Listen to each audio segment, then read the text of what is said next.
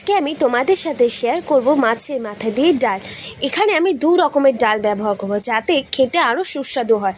প্রথমে 1 কাপ মুগ ডাল শুকনো কড়াইতে ভালো করে ভেজে নিয়ে তাতে জল দিয়ে সেদ্ধ করতে দিয়ে দেবো। তারপরেই দিয়ে দেবো 1 কাপ মুসুরির ডাল।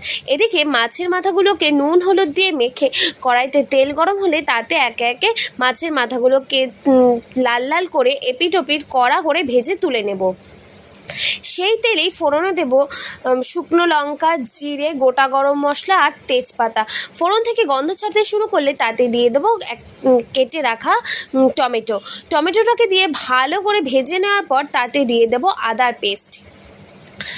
পেস্ট দিয়ে ভালো করে কষিয়ে নেওয়ার পর তাতে দিয়ে দেবো সেই সেদ্ধ করে রাখা ডালটাকে দিয়ে ভালো করে নাড়িয়ে চাড়িয়ে নেওয়ার পর তারপরে দিয়ে দেবো সেই ভেজে রাখা মাছের মাথাগুলোকে। তো তোমরা তো দেখতেই পাচ্ছ এখানে কতগুলো মাছের মাথা আর খেতে কতটা সুস্বাদু হবে। স্বাদ বাড়ানোর জন্য দিয়ে দেবো একটু চিনি, তারপরে দিয়ে দেবো গরম মশলা গুঁড়ো আর জিরের গুঁড়ো।